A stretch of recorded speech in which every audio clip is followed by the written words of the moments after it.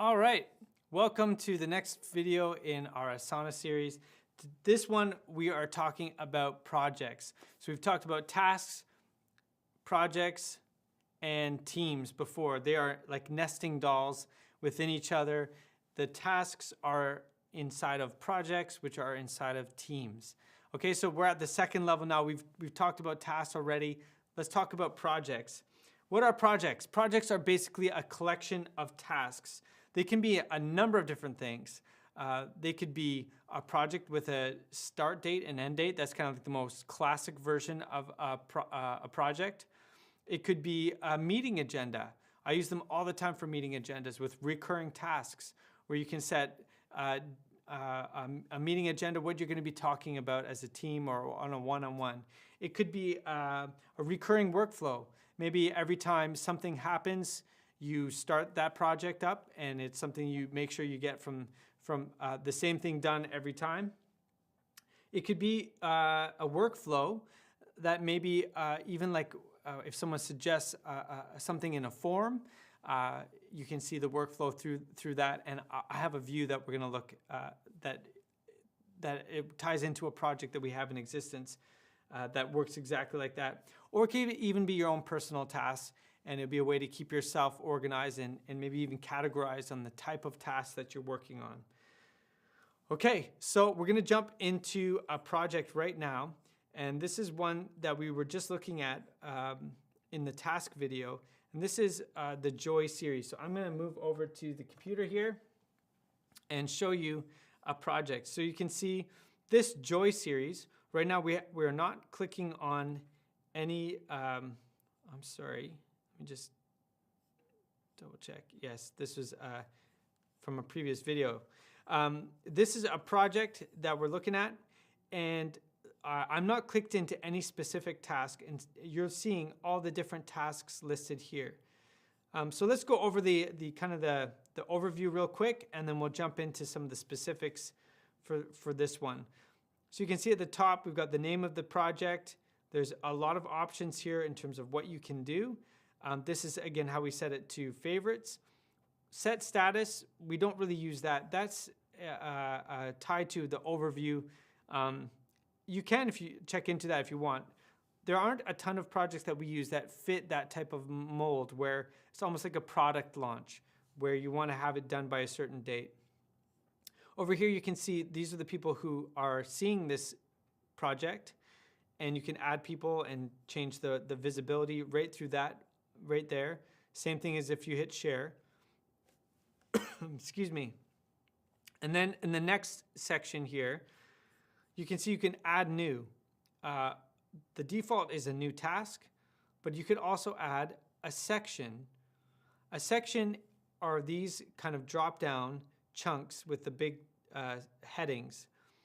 And that helps you keep, even within a project, keep it organized into sections. You can also add a milestone. So maybe if this is a time-based project, which our series planning is, you could have big milestones that you want to hit. So if you look, this is the reference section. These are the weekend details. But this is the planning, everything below here. And you can see that in the title of the section, we've added some of the timestamps that we were aiming for.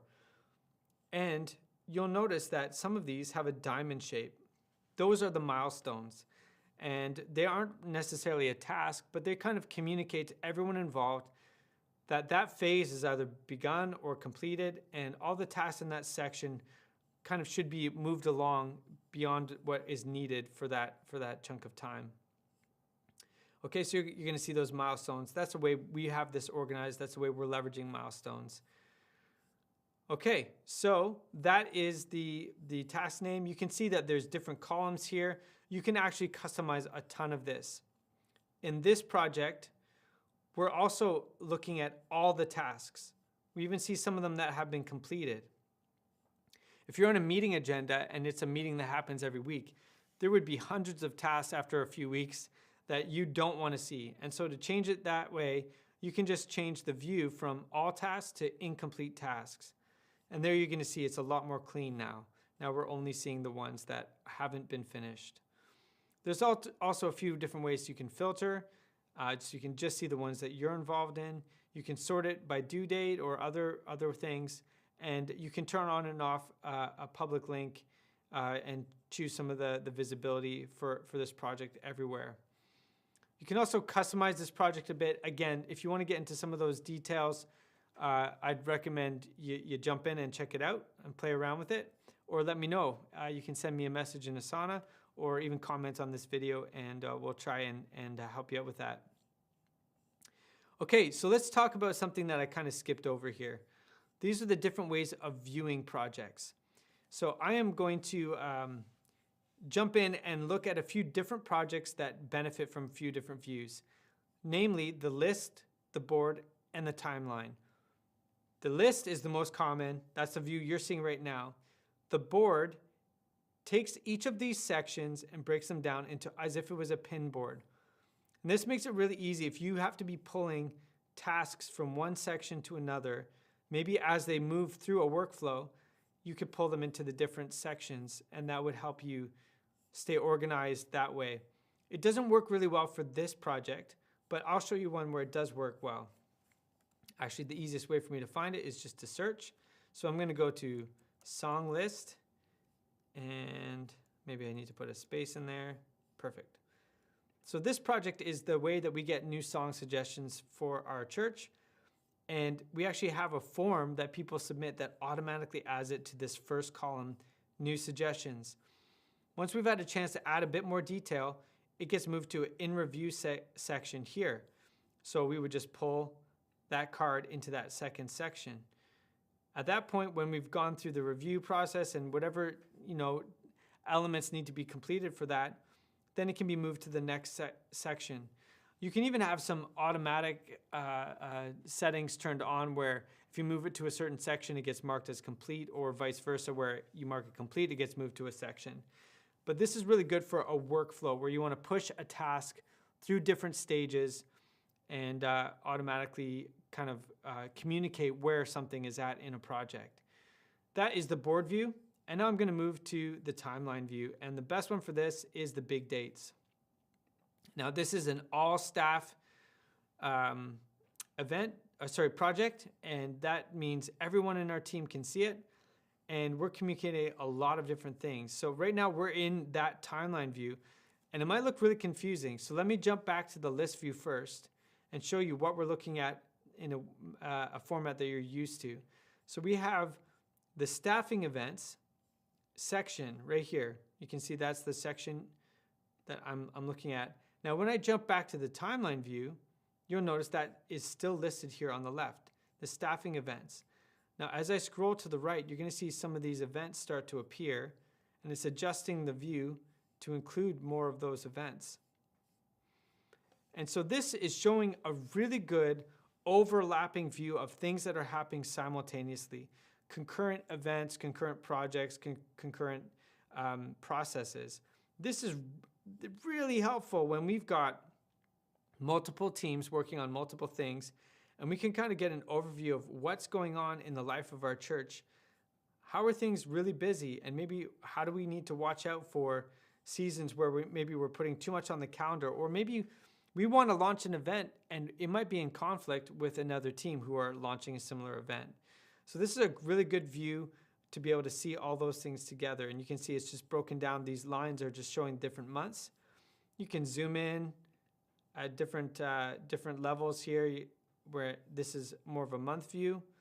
And you can see a lot more granular detail that way. Okay, so that is the different views for the different projects. Now here's a couple things to keep in mind. Let me actually show you one more before I move to that. I want to show you an agenda, because this is one of the most common ways we use projects. So let me go to the creative team meeting.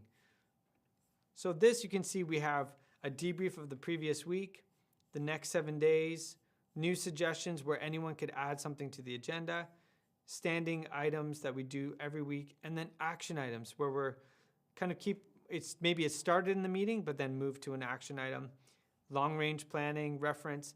This becomes a really good collaboration tool And this is where we run our meetings from every week. So that might be another view that you can check out. Now that we're here, let me show you a few other things that you can do. You can actually move things to different sections. So I noticed down here that this is actually not an action item. This is actually something that is a long range new suggestion. So I'm going to bump it to the new suggestion by just clicking the up and down arrow button here, and it moves it to that different section, which really helps. Here's another one. I'll do it one more time. So that is in the new suggestion section right there. Okay, you can also edit multiples.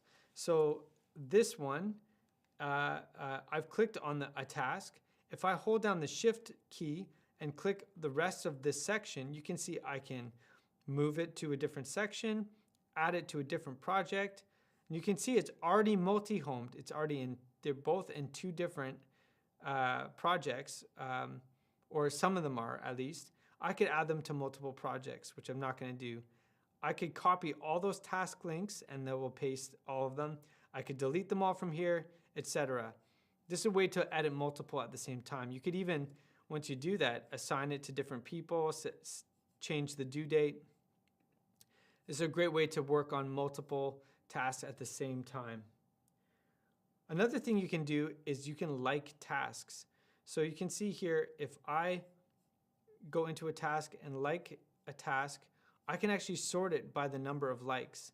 So you can see up in the sort function, I can sort it by likes right there. And when I sort it by likes, that might be a way to even vote for things if you wanted to do that. So I'm going to remove that like just so that we don't get confused there. Finally, if you've made a lot of edits, maybe you've changed it from incomplete tasks to all tasks, you've changed it to the board view, you really like what you've done here, you can actually save this as the default view. You can do that under these three dots here, or even under the drop-down menu right here, save layout as default. So that way everybody who opens it up will see that as the default view. Okay. So you've heard a lot about the different projects that you're able to work on. Hope that was really helpful. The next step is to look at teams, and because it's such a small section, we're going to actually look at it right now as part of this video. So we talked about the tasks. They're nestled into projects, where we've just been looking at, and projects are nestled into teams. So let's jump back into the exact same project we were just looking at, and you'll notice that this is part of the creative team. So let's jump into the creative team and see what it looks like. So I've scrolled in my sidebar down to the different teams. I'm going to click on creative, and I'm just going to hide that sidebar. And this is the creative team view. So there's a couple things to keep in mind here. You can see if you want to put some notes here, you could. You've got the different members of the team, the different projects that everyone's a part of in this team. You could even put some templates in here if you wanted to. And if you want some help with that, templates are fantastic. We use them for our series planning especially. And so message me if you want some detail with that. Like I mentioned, you can favorite a team. You can send messages to a team, which is really helpful. Let's say, especially if I go up to the all staff and hit messages, this is where we send messages to everyone on the staff team. So if you ever want to do that, that's a way to do that. And then a calendar. This is going to look crazy. I'm going to click into it. But this is a calendar view. Again, I'm not sure really the best use case of this. Every time I use it, I find it to be a little bit, well, crazy. So there you go. So back to the overview. You can invite people into a team, and you can add them to that. You can look at the different projects that are part of a team, and you can add templates there. So that's an overview of teams. And really, teams is the most light section of this. And it really just houses the projects and the people that collaborate. And so that is an overview of the projects and the teams that are in Asana. Okay, now communication is such a big part of Asana that will be our last and final section, which is the same thing. I'll see you at that one.